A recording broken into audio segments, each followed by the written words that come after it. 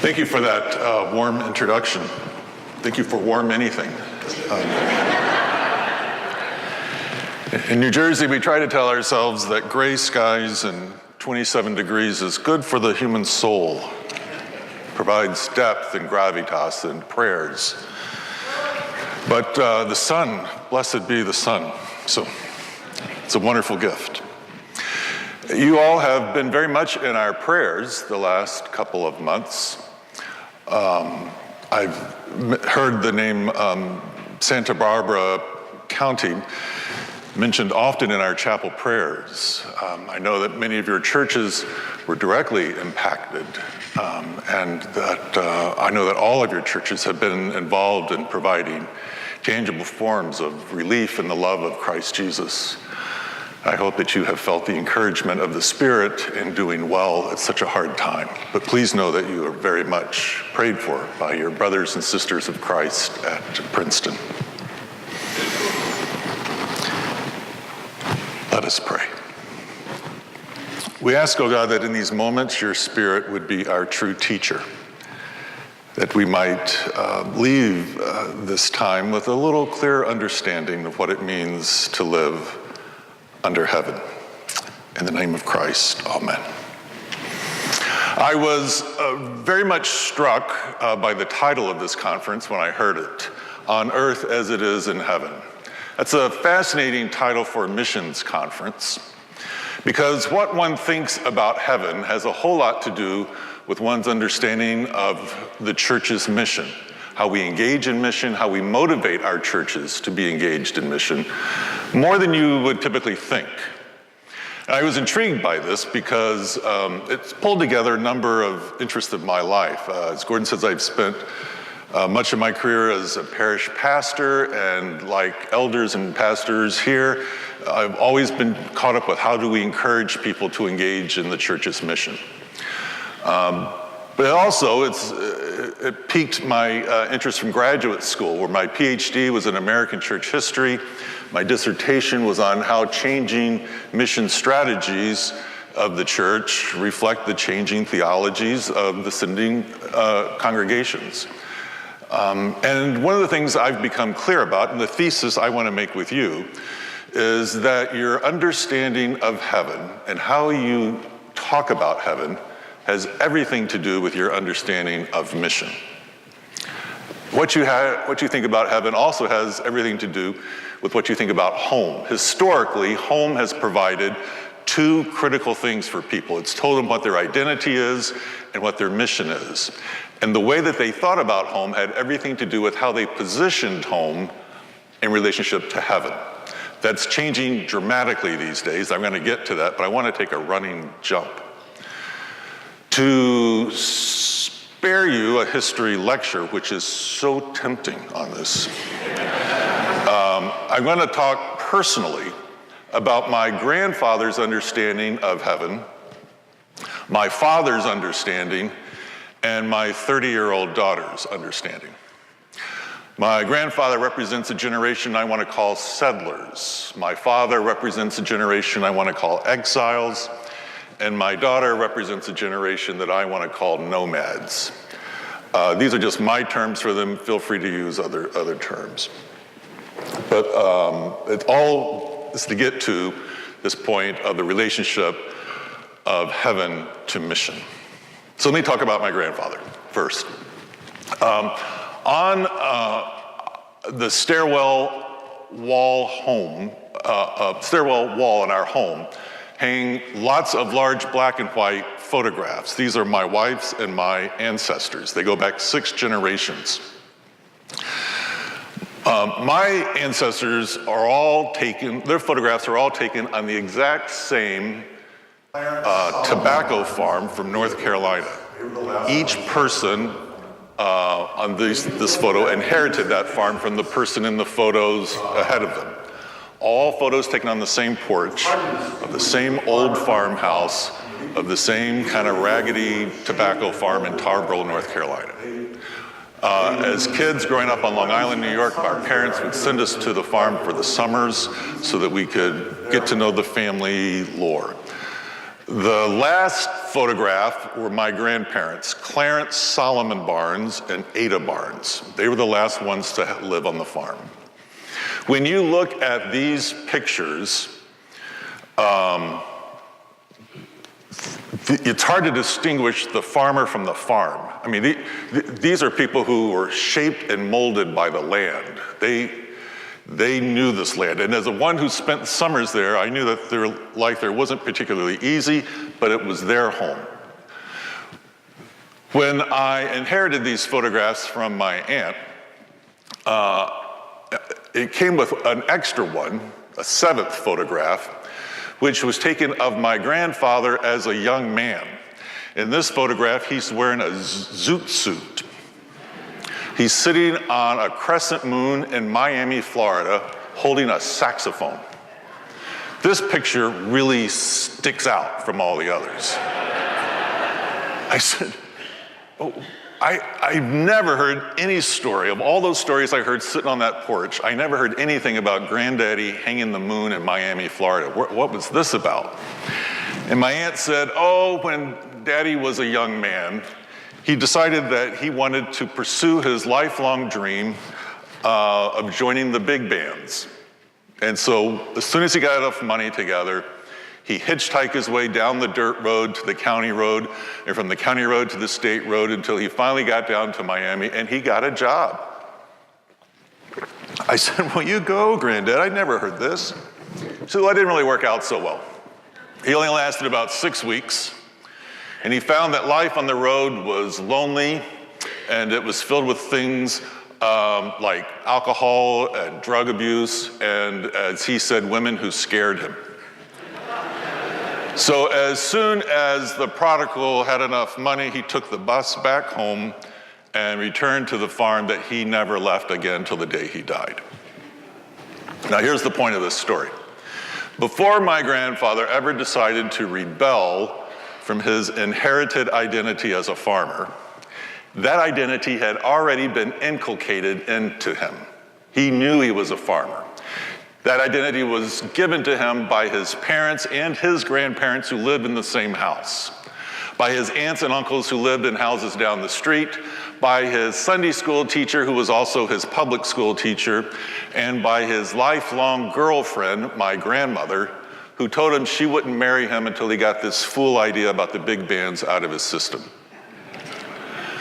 And the only time in his otherwise long and satisfied life that he was unhappy was when he tried to be somebody other than who his home told him he was. That's the point. For generations and generations, that's what home did. It gave you your identity and it gave you your mission.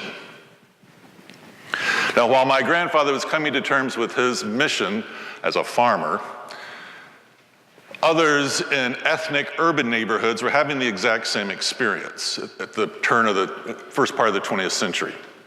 You could leave the apartment and get another apartment, but you couldn't leave the ethnic neighborhood where the language from home was spoken, whether it's Asia or Europe, where the restaurants provided the foods from the homeland, where churches would worship in the native language of the homeland. All of that inculcated a particular identity. That's why we had these ethnic neighborhoods.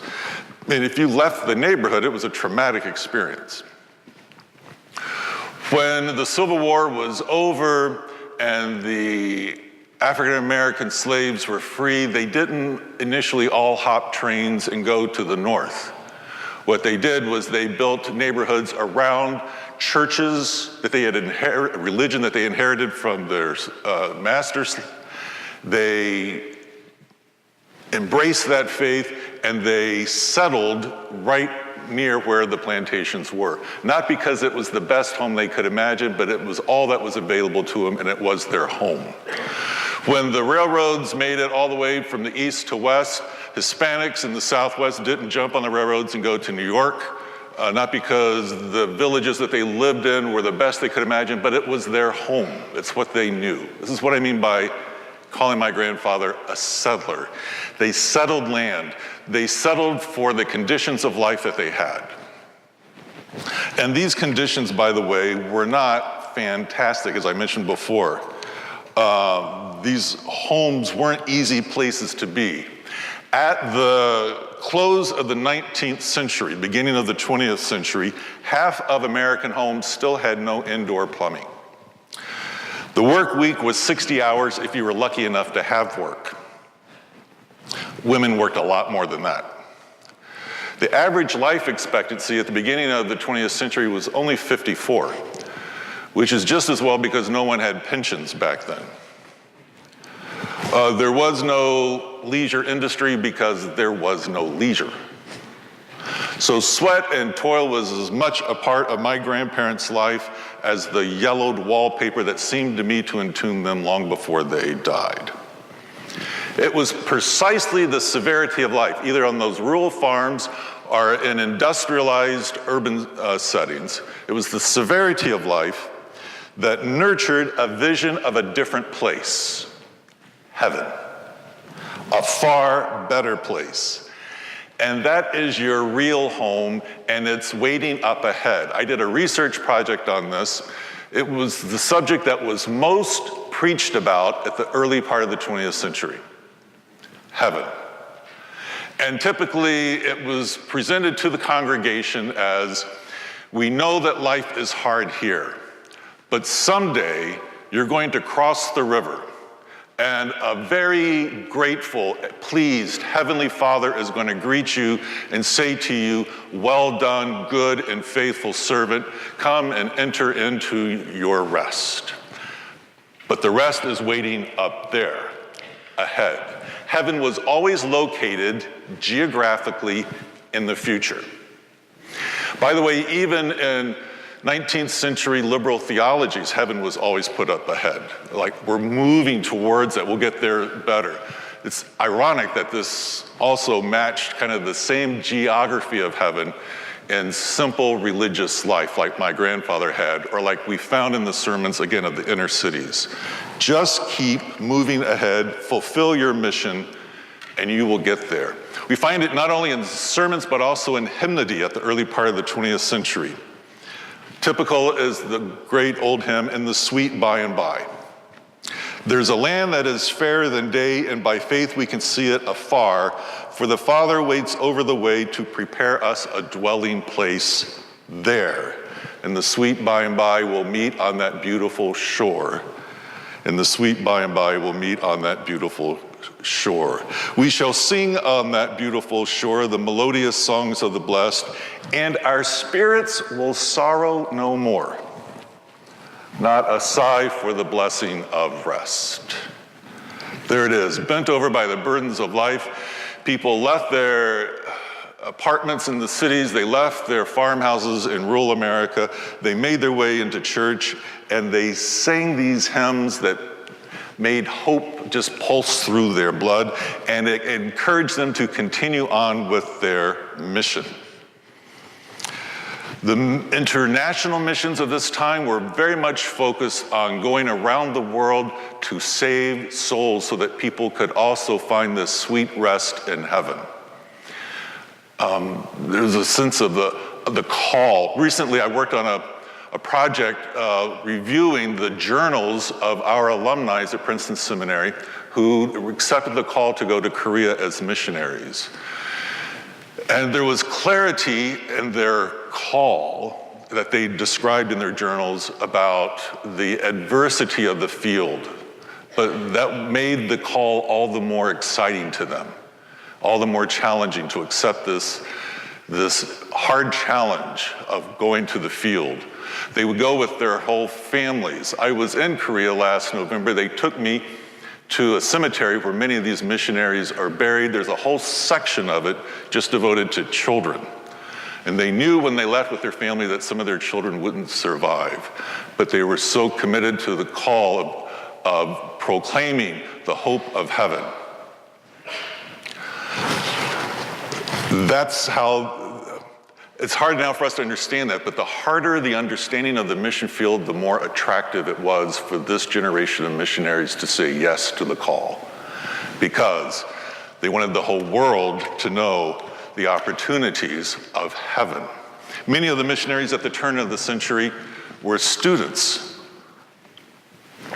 who were convinced to go into mission by the old revivalist D.L. Moody, who sent so many college students after graduating out into the mission field. The turn of the century was actually the largest mission sending body, were student missions, student volunteer movement, the World Student Christian Federation. All of them wanted to take Moody's revivalism around the world so that everybody could go to heaven. Moody was famous for saying, the world's going to hell. God gave me a lifeboat and said, Moody, save all you can. And that's what these missionaries tried to do as they went around the world. That gave them a sense of the blessedness of the day that they had, knowing we're all headed towards heaven up there. That's the goal. And that's why we put up with the severity of life now. All of that started to change in my father's generation. He's a generation that I want to call the exiles. When my father was a young man, so many different forces in our society came together to invite him to leave the farm, as many in his generation did. Technology, industry, government, education, all worked together to get these people off the farms or out of the ethnic urban neighborhoods. Chasing a promise of a better life, these young people used a brand new thing called the GI Bill. And they went to another new thing called the land-grant university to get a degree. It never occurred to my grandfather that his poor farm sons could go to college. Only rich people went to college. But that changed my father's generation. Then they used these degrees that they got from state universities to get jobs with another brand new thing called the multinational corporation. And they planted these new employees at another brand new thing called, anybody want to guess? The suburbs. That was my father's, was the generation that created suburbs. And they enjoyed living in their suburbs, but they never forgot where home was. That's why I call them exiles. Exiles know where home is, they're just not living there. The exiles were relatively comfortable living on these beautifully sculptured avenues in their new homes that had so many time-saving devices in the kitchen. I remember my mom talking about her all-electric home by GE. She was just thrilled with that. And all of these time-saving kitchen appliances created a new vocation that my mother was the first to be a part of, called the church volunteer.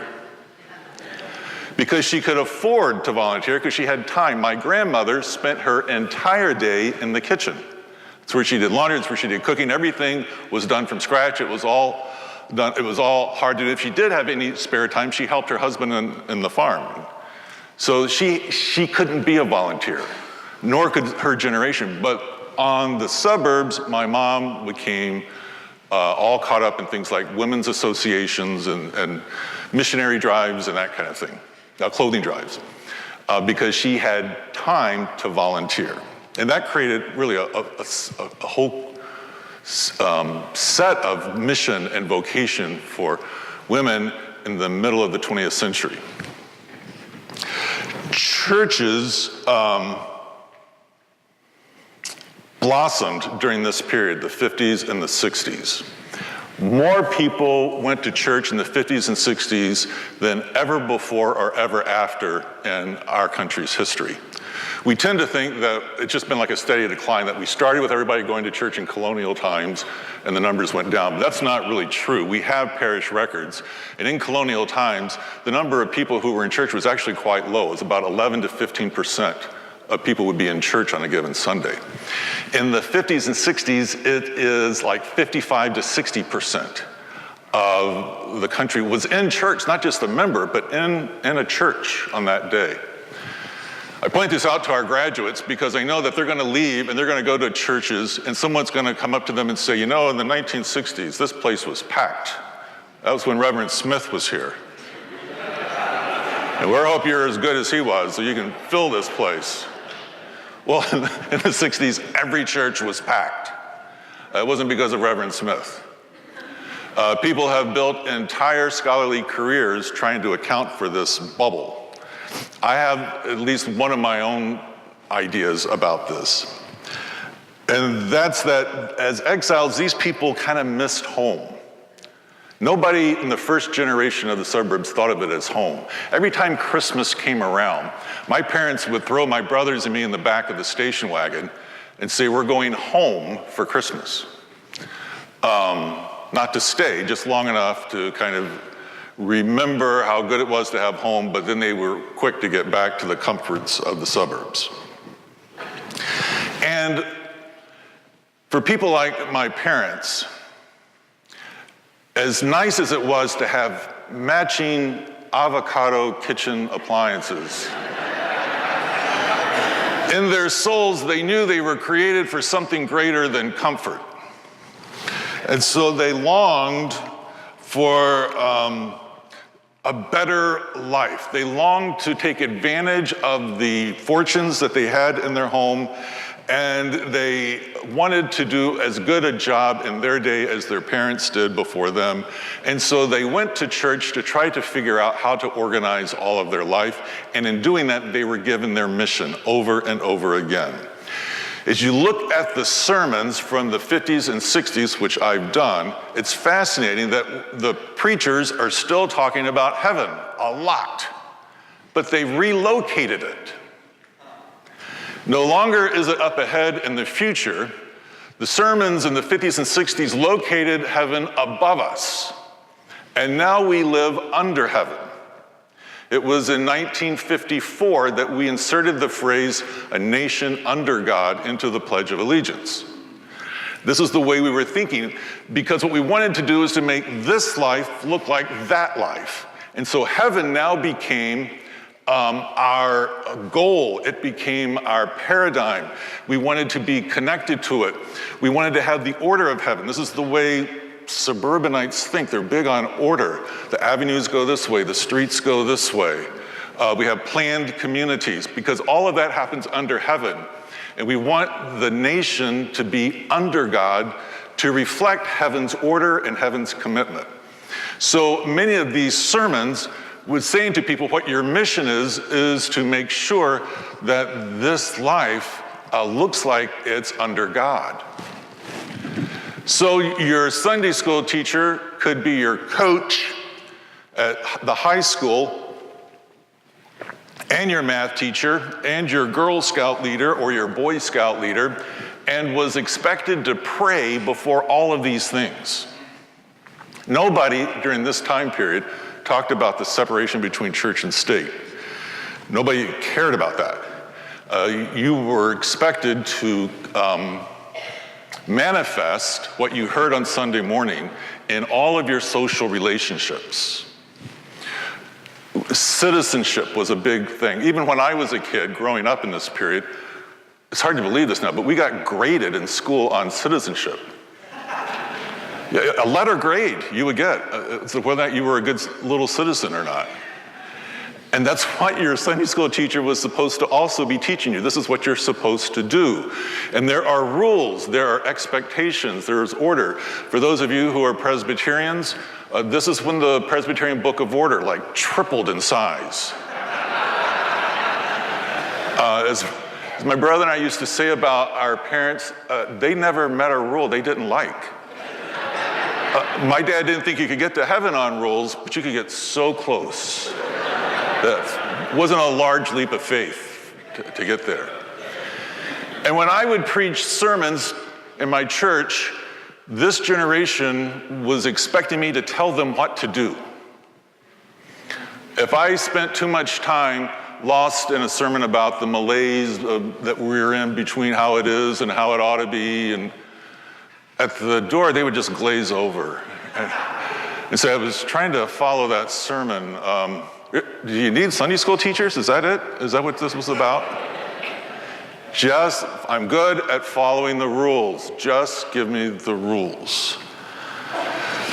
Begin that's because we live under heaven. It was during this time theologically that neo-orthodoxy overtook all of the seminaries, sweeping away those vague liberal notions of a progressive moving ahead to heaven. Neo-orthodoxy is very vertical. God above breaks in revelation in Jesus Christ. We live under this revelation. In the hymnody of this time, hymns like "This World Is Not My Home" came out. This world's not my home, I'm just passing through, my treasures are laid up somewhere beyond the blue. The angels beckon me from heaven's door, and so forth and so on. I have a precious mother up in glory land. That was the nature. God and country, citizenship, and in the motivation to mission, what missionaries during this period were doing was establishing schools and hospitals and trying to demonstrate the social goodness of the faith. They weren't just interested in saving souls so people could go to heaven when they died. They were trying to find some approximation of heaven on earth. And some of them got a little carried away with this and started kind of legitimating what were essentially American colonial interests. But that wasn't their primary motivation.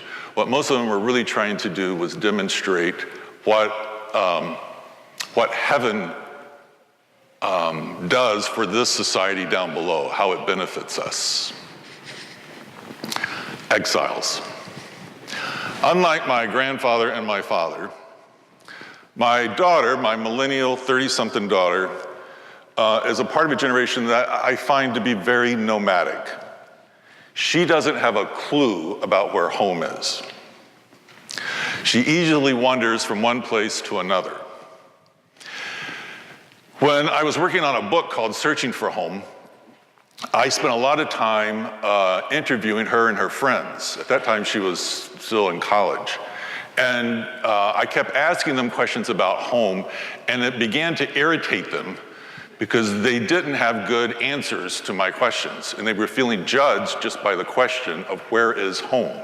So what is she gonna say today? She's gonna mention the 5 places she's lived growing up along the way. Which one is she gonna call home? She was in college and her parents had moved from DC to Pittsburgh at that time. And so we left her at George Washington. And so is DC still her home, or is she gonna call Pittsburgh her home, where she's never been before, but her parents now live? And so what she and her friends, who all had pretty much the same story, would say is, well, home is like where my friends are. Or home is kind of where I hang my hat. That's not gonna give you identity and mission, where you hang your hat.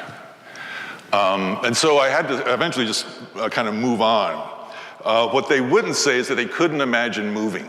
If you ask most people today why they live where they live, either they'll say because it's Santa Barbara, or they'll say it's work that's brought them here.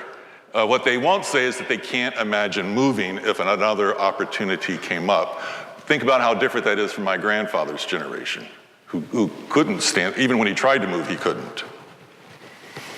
The increasingly common experience today is to live in a world that doesn't have borders to it.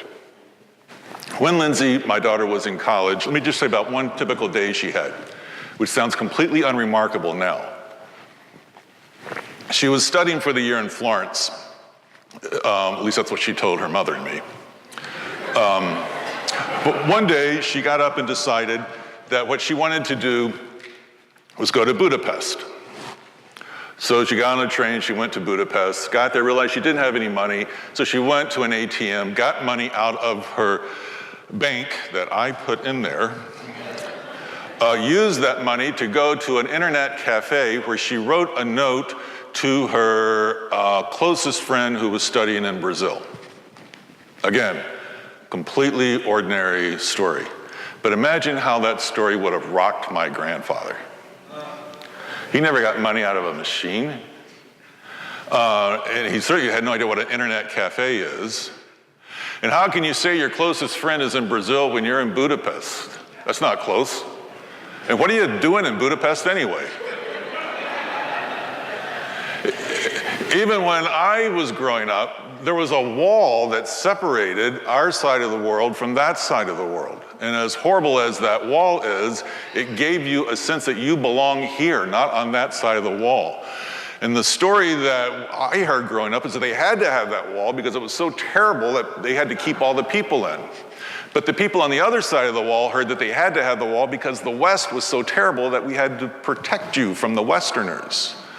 And so we had these two very competing mythologies that say, you belong here.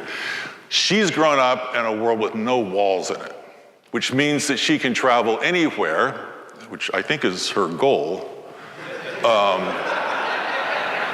But she doesn't belong anywhere. And she feels that acutely. And again, she doesn't even like me asking her about where do you belong. Transportation is increasingly making this possible. You can do your Christmas shopping now at the airport as you fly to visit people.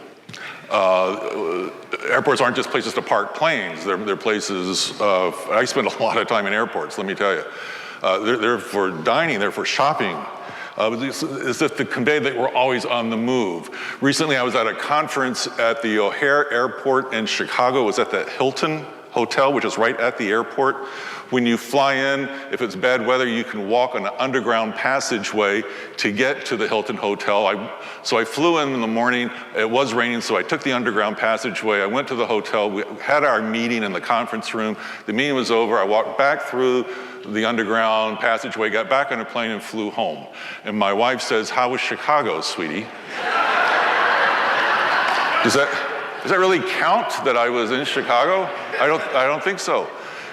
And some people were part of the meeting by Skype. So geography means less and less to the economy, less and less to how people get their work done. Some people think that this is kind of the new norm.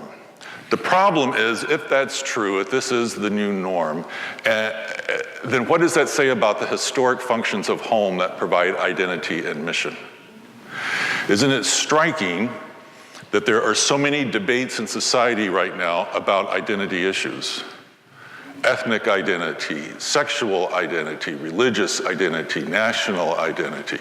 It's a time where people are confused, or at least in rigorous debate with each other about identity issues, something that used to all be relatively clear.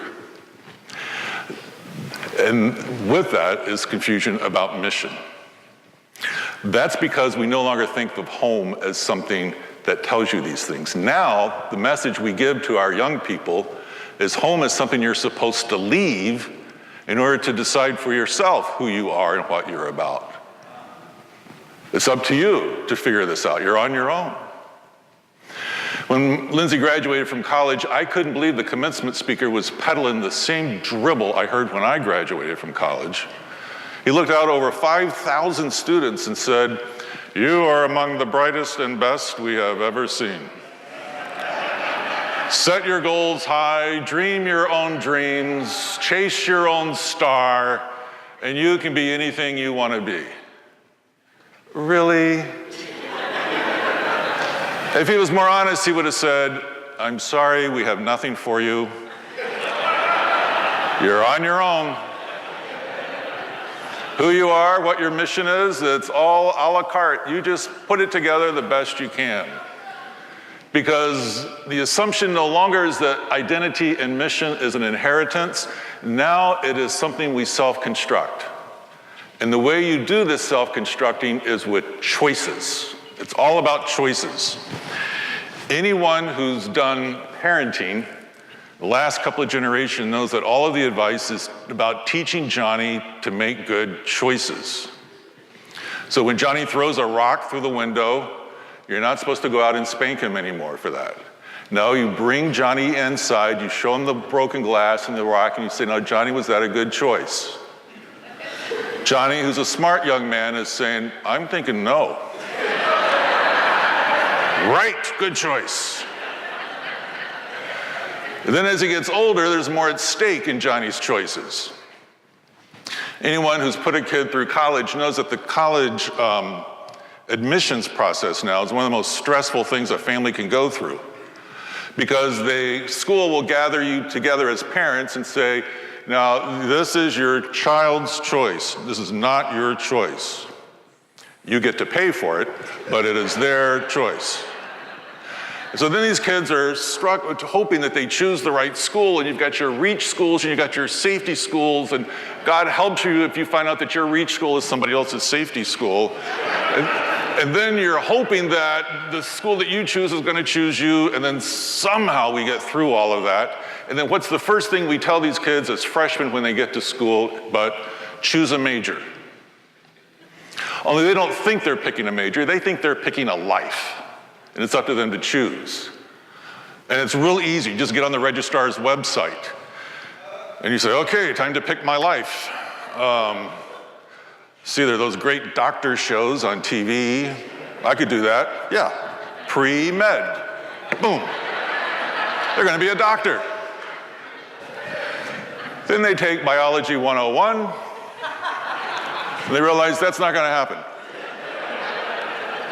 It's not a problem, you just choose again. Get back on the registrar's website, delete, delete, delete, delete, delete. What else? Let's see, they're good lawyer shows. Yeah, pre-law, boom. In 15 minutes, they think they just changed the trajectory of their life.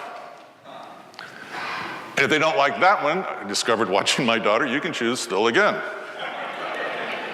Then after they somehow graduate from school, what do we tell them but pick a job? I remember saying this myself. Sweetheart, pick a job, any job, just pick a job. Then, if you don't like that job, if the dream job you trained for turned into a nightmare, the old mindset from the registrar's website returns, which says you should be able to choose again.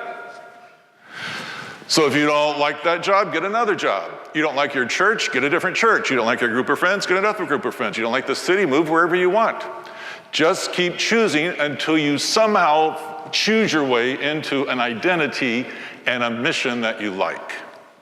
And every pastor here can tell you that they know parishioners who are using up their fleeting years, constantly trying to make choices, thinking that the next set of choices is going to really put their life together. And all they're actually doing is just rearranging the furniture of their life. Life is an inheritance, a mission given, great job dissatisfaction. And they would talk to me at length about this, and we would look at their Myers-Briggs inventories. I have no idea what that was about. They would let me sometimes read their journals. They would come back again, and they would say, but you still haven't told me what you think I should do about these options I have with this next job. I have an offer in Chicago. I have another one in Houston. Chicago or Houston, which one should I choose? And I want to talk about what does it mean to be adopted into the Son's beloved relationship to the Father. God loves you. Yeah, I got that. But Chicago or Houston? What's the choice? I got to make a choice here. Help me with this choice.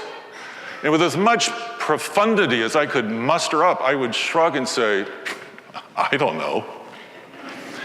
It's at this point that people always figure out why pastoral counseling is free.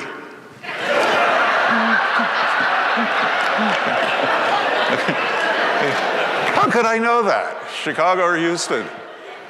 I said, but I don't think God's up all night worrying about this choice you've got. It's not as though if you go to Houston, God's going to say, well, I can't help him there. Bad choice. God owns all the roads. Let's get back to talking about something far more critical, something that you need to be talking about, namely your relationship with God. Now, let me come back to sermons and hymnody. It's real easy to find sermons now since people started putting them on the internet. It's incredibly hard to find a sustained sermon series on heaven. We used to preach about it all the time. In my grandfather's generation and in my father's generation, we're not preaching about heaven. It's impossible to find a good hymn about heaven. There's not even that much constructive theology that's being written about heaven. which is fascinating to me. And I think one of the reasons why we're confused about home, and one of the reasons why we're confused about things like identity and mission. So what is the challenge now in helping this generation understand its mission if we don't have this recourse to heaven? Whereas it used to be ahead of us, and then it was above us, and now it's kind of disappeared. What churches are talking about is community.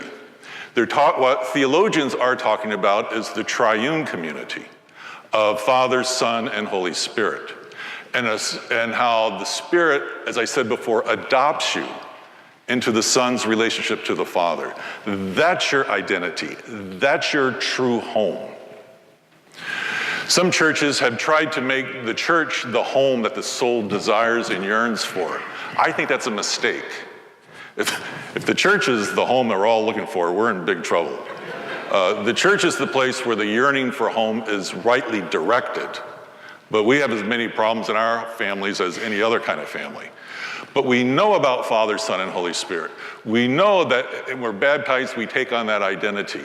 We know that that's what people are truly trying to find. We know that that then becomes their true home and gives them their identity and their mission. That's what, as I said before, theologians are writing a lot now about triune community and the church's place in that. As you do ministry with your nomads, don't try to turn them into exiles. Don't try to nail them down. They're not going to be drawn to anything that's temple-oriented. Their preferred vision of a worship place is a tabernacle. That place where we moved. Remember, we kept God's presence with us. They see very thin walls, once again, between the church and their other communities of interest and commitment that they belong to. They are on the move. And they are right in pointing to Jesus' radicalization of the understanding of home. Notice how many times Jesus told people to leave home and follow him and keep on the move with him.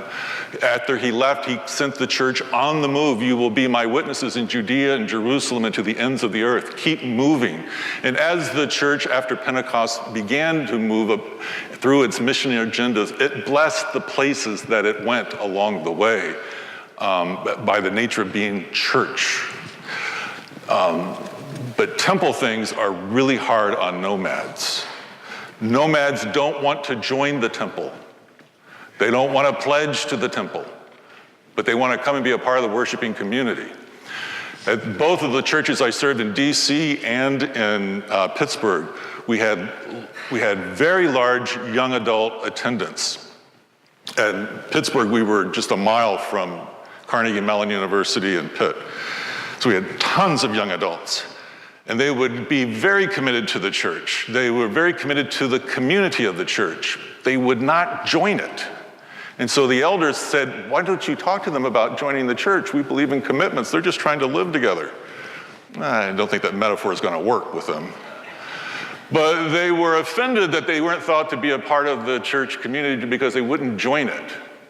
But see, exiles, they're big on joiners. Exiles were big joiners. Not only did they join the church, they joined Rotary Club and Elks Club and the Garden Club and the library, and they had a card for all of them. That was their way of thinking. Nomads, they're not big on, they want to be a part of a community, but not necessarily a card-carrying member of a church. They gave regularly to the church, gave sacrificially to the church, but would never fill out a pledge card. Because that's just institutional thinking that they're not a part of. And so the church is having to get caught up with this. How do we have members of the community who aren't necessarily joiners? We can talk more about that in a few minutes if you want to. Finally, let me just wrap up with this. The thing that makes church leadership really fascinating these days is that you have all of these generations in your pews. Not too many settlers are left, but some. But you certainly have exiles and nomads in your pews. And the leadership of the church, whether it's an elder or a pastor, spends a lot of time trying to interpret one to the other. That's just part of what makes the diverse body of Christ fascinating. Stay with that. Stay with that kind of change, that notion. But the challenge now is to make sure you understand that motivating the next generation for mission is going to be done very differently than it was the previous. And it's going to tie into how they find identity and community. We have time for some questions. Is that right? Do I understand that?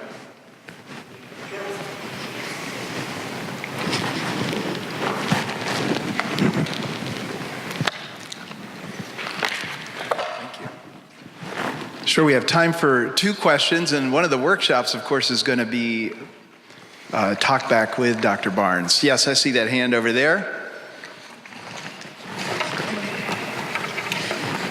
Coming your way.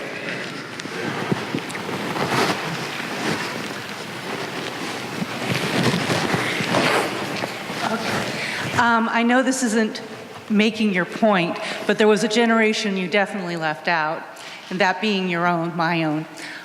Where do we lie on this spectrum? Yeah, notice I skipped myself, yeah.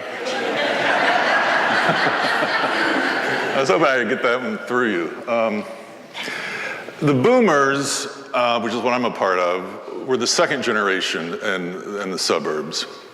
And the problem that they had is that whereas our parents saw all of the conveniences and the time-saving devices as something that gave them an opportunity for voluntarism, we tended to see them for their own benefits as comforts and entertainment. And so we worked very, very hard to collect more stuff. And the more stuff you had, the better. And you just kept trying to trade up to get more and more stuff. That was our besetting sin as boomers. Our kids saw that, and they saw our lack of fulfillment with that. And so they tend to choose differently. They tend not to be as committed to doing whatever it takes to get as much stuff as possible. And they use their time in very different ways as they move into different types of community. They also saw us pursuing this thing called fulfillment. It's one of the boomers' favorite terms, fulfillment.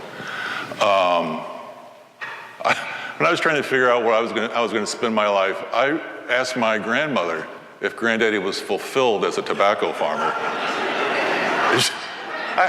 She looked at me like my dog does when he's confused. She just kind of cocked her head. I had to explain the concept to her first. Then finally she said, I don't know, sweetheart, he was a farmer.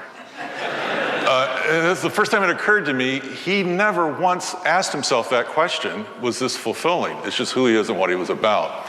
Well, my generation pursued fulfillment like the Holy Grail. We tried to find it in relationships, we tried to find it in stuff. We not so much in service. And so you find the nomads, our children, much more interested in service than the boomers have been. In some ways, they have more relationship to my grandparents than they do to my generation. Do I see one more hand? Oh, there, right there. Dr. Barnes, thank you so much. I love those elegant categories, and my brain works that way, and I'm grateful for your work for us there. I'm curious, you made a comment about how there are no hymns, there are no sermons on heaven, and I do wonder a little bit about the ways we think about heaven being eclipsed by the new earth. And thinking about Isaiah 65, the works in the last decade or so that have come out, heaven is not my home. Right. What does that mean for our eschatology? What does that mean for the ways that we identify ourselves currently and how we think about heaven? Thank you. Yeah, it's not that there are no songs or sermons about heaven, it's just that it's rare. It used to be one of the most popular things to preach about or sing about, but there are fewer of them. Now, your suggestion that we're moving away from our notion of heaven spatially into thinking about heaven on earth, or approximations of heaven, or heaven as that which inspires us to provide a taste of heaven, is really good. I think there is interest in that. Again, it gets back to what I see as the communitarian affections of this generation, and being with people gives us this kind of glimpse of heaven. That's why worship is so important. Worship is an identity renewing event. That's why, by the way, there's so much pressure on worship today, more than there ever used to be. Because something's supposed to happen in worship to you that used to be people just went and they got their instructions and they were fine. But now they're expecting an inspiration. Now they're expecting a sense of renewal, again, a taste of heaven in worship, and there's a lot at stake for that. This will stun you, but people never used to make suggestions to their pastors about music. It was just kind of what you guys do. That was fine. But now there's an expectation in worship that you get a glimpse of that, so you then know how to go out and enter into mission. And again, though, since this next generation is not temple-oriented, they don't care as much as previous generations did about who they're in mission with. So they can be engaged in mission that's Christian mission, and they can be engaged in a mission that's for the sake of the community, and there'll be people who are doing good things that aren't Christian, and that doesn't really bother them at all. We can talk more about that later if you want, but they live with this kind of inconsistencies. And every time I try to point out inconsistencies in my daughter's life, she says, yeah, so? It just doesn't bother her like it bothers me. And so that they live with that. I'll give you one quick example. Her best friend is a Muslim. And Lindsay she's Pentecostal. This is how you rebel if you're raised by a Presbyterian pastor. And so she has very clear Pentecostal convictions about Jesus being the way, the truth, and the life. No one comes to the Father but by him. That's what she believes firmly. But she won't witness to Isabel because it would be unkind. So she wants to honor Isabel. And it's an inconsistency in her theology and in her practice that she doesn't really care about. She's not bothered by that because she has this high ultimate commitment to kindness. And Isabel is a part of her community and her faith community. She loves Isabel, but she would never lay her religion on her. Isn't that interesting? Again, inconsistency, but an ethic of love. And in her relationship with Isabel and her other friends, she gets a taste of heaven, she would say. Thanks. Thank you, Dr. Barnes.